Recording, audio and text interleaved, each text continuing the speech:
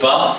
Et donc, malgré un certain nombre de difficultés et aux différents changements intervenus au niveau de l'État, à la fois pour nos recettes, où nous avons vécu successivement la suppression de la taxe professionnelle, puis des changements sur la dotation globale de fonctionnement, changement évidemment plutôt à la baisse, puis le fait qu'a été créé le fonds de compensation, le FPIC.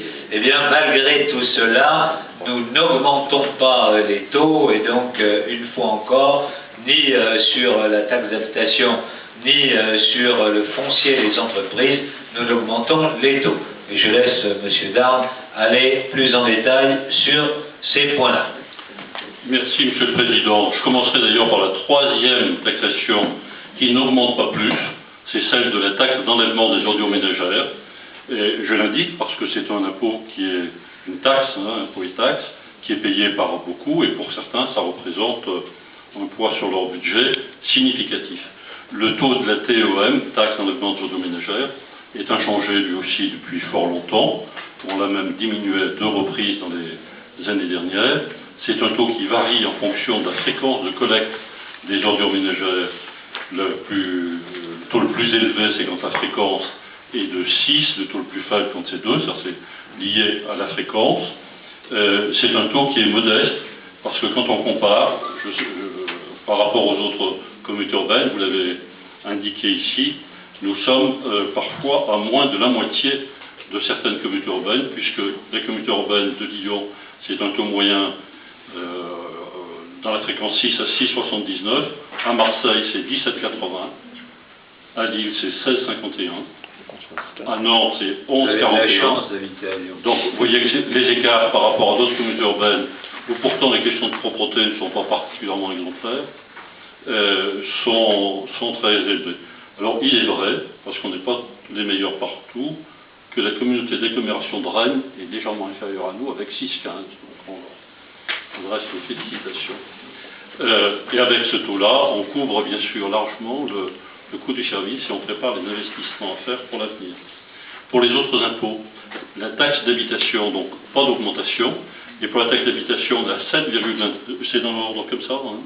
Nous avons mis d'abord la contribution foncière d'entreprise. Bon, alors taxe d'habitation, c'est pas gênant.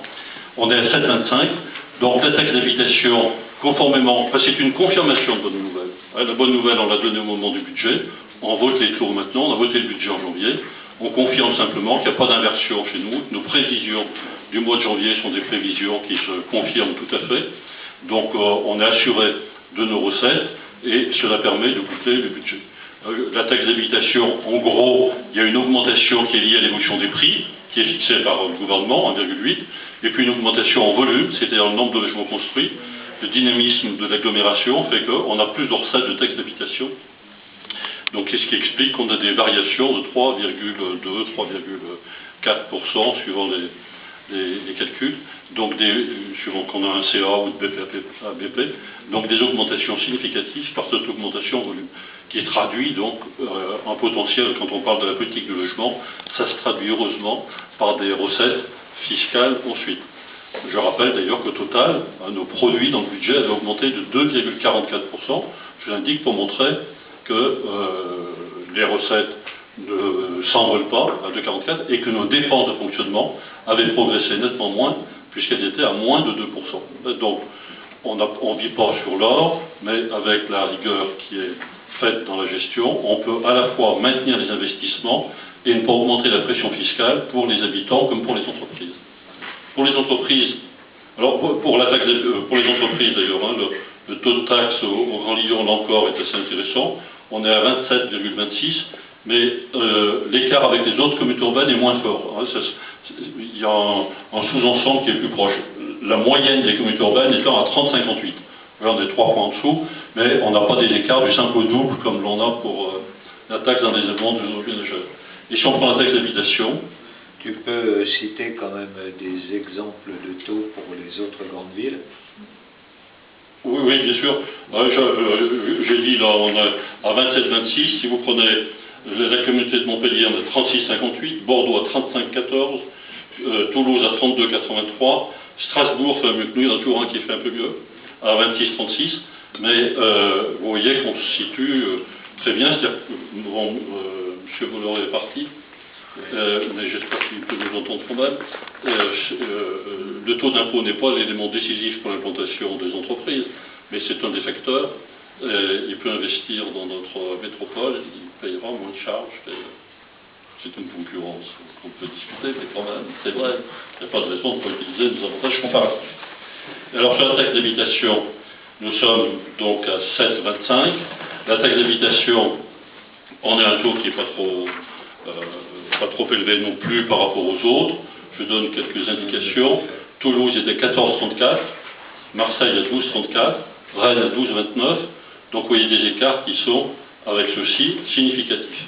Donc je le disais, taxe d'habitation, revalorisation des bases, 1,8 pour les prix, 1,9 pour le volume. Donc on confirme simplement notre politique fiscale de ne pas augmenter les taux d'impôt, ce qu'on n'a pas fait depuis que l'on a repris les impôts ménages avec le département. Vous savez qu'on avait eu un peu d'hésitation avec les réformes de DGF il y a 3 ans, en disant on risque trop de perdre. Et puis on a perdu dans la dynamique. Nos produits ont quand même augmenté, mais pas autant que si nous avions eu les mêmes règles qu'antérieurement. Ça nous a fait faire un effort supplémentaire, bien sûr, dans notre maîtrise des dépenses, mais on a tenu le coup. Après, j'espère des bons résultats de cette année. J'espère qu'on pourra les consolider.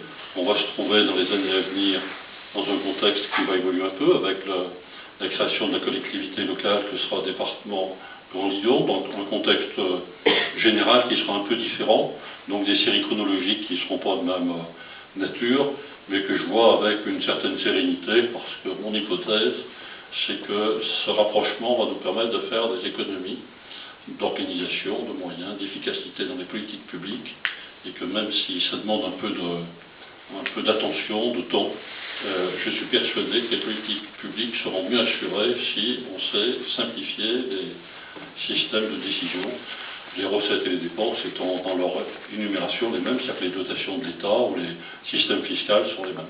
Il va de soi que la situation économique générale, l'environnement, on n'en a qu'une maîtrise très faible au niveau d'agglomération, même si on prend notre part à ce qu'il y ait du développement, mais vous savez tous que le contexte national et international existe, donc il n'y a pas d'engagement au-delà de ce qu'on peut raisonnablement dire aujourd'hui.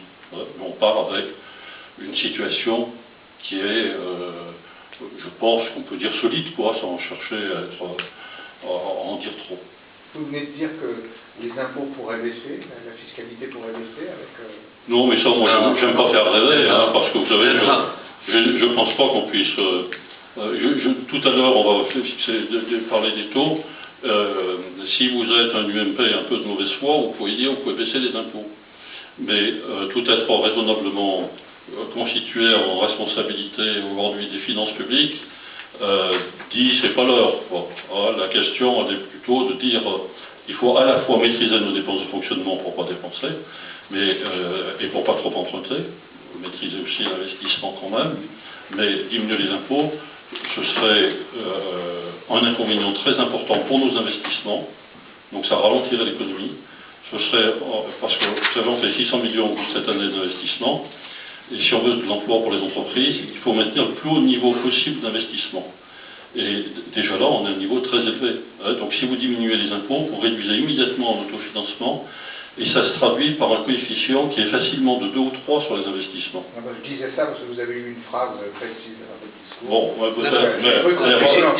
si je peux la préciser. Aujourd'hui, la pente d'augmentation des dépenses du Conseil général est extraordinairement élevée. Vous le savez, parce que, pas parce que c'est le Conseil général du Rhône, hein, mais parce que tous les conseils généraux ont des augmentations sur le RSA, sur l'allocation adulte, l'allocation pour les personnes âgées, etc., qui est d'une progression énorme. Et donc, ce qu'on dit, c'est qu'en faisant en sorte qu'on mutualise un certain nombre de fonctions, ça va nous permettre de maîtriser l'augmentation de ces dépenses. Mais évidemment, pas de les faire régresser. Ça veut dire qu'il faudra continuer à avoir une gestion à la fois rigoureuse qui permette de ne pas trop augmenter les impôts, mais dire qu'on les diminuerait, ça serait une démagogie totale et ça ne serait évidemment pas réaliste. Nous avons, je viens de faire le point avec les services juste avant de vous voir, sur 2010-2015, entre les différentes réformes qu'il y a eu, taxes professionnelles, création du FPIC, suppression dans la dotation globale de fonctionnement, par rapport au prolongement naturel qu'on aurait eu sur 2010-2015, nous avons perdu 200 millions d'euros. Donc vous comprenez bien que ce n'est pas des circonstances qui puissent vous permettre de dire « bon allons-y Folleville, on va diminuer les impôts et demain on rasera gratis ». Non, en général, d'ailleurs, quand on dit on rasera gratis demain, ça a toujours des surlendemains qui sont un peu difficiles, donc on va continuer à le faire sérieux, rigoureux, mais évidemment, au final, on arrive à être parmi les moins taxés, parmi les grandes agglomérations françaises. Vous avez déjà une idée des économies qui peuvent être faites? Parce que vous avez dit que la métropole va permettre des économies dans certains domaines. Est-ce que vous avez une vision un peu plus précise de ça? Non, on n'a pas. Aujourd'hui, on commence simplement à travailler. Et vous voyez, par exemple, ce matin, on est allé visiter avec la commission sénatoriale qui était présente, donc une maison du département. Bon, on a parlé, par exemple, de quelques points. Premier point qui est venu naturellement dans la discussion, il se trouve que c'était chez notre collègue Max Vincent, donc maire de Limonest, et qui disait sur un carrefour « Ah mais non, on n'a pas pu réaliser parce que entre les services de la communauté urbaine, la voirie de la communauté urbaine et la voirie du département, ils n'étaient pas d'accord, etc., etc. » Donc quand vous voulez faire un aménagement routier, entre savoir c'est de la compétence des uns, c'est de la compétence des autres, ça prend déjà des temps considérables, les normes ne sont pas les mêmes, là vous n'aurez plus qu'un seul service. Donc déjà, ça économise un peu de matière grise, puis ça permet d'être un peu plus coordonné. Après, on regardait par exemple sur les grandes compétences. J'écoutais par exemple sur la PMI, on nous disait voilà, on a tel service, des psychologues, etc. Nous, Ville de Lyon par exemple, on a aussi des psychologues. Donc ça veut dire que, si vous voulez, sur toute une série de services, d'une certaine manière, on duplique aujourd'hui dans le bloc global, c'est-à-dire entre le département, la commune et la communauté urbaine, on duplique. Demain, ça nous permettra de rationaliser un peu les choses, et donc c'est cela qui permet de maîtriser l'augmentation des dépenses. Mais les dépenses ne vont pas diminuer miraculeusement, parce que le fait qu'il y ait de plus en plus de personnes âgées dépendantes, ce n'est pas un processus qui va s'inverser, hélas. Et donc, évidemment, il s'agit de maîtriser, pas d'inverser les courbes. Voilà, si...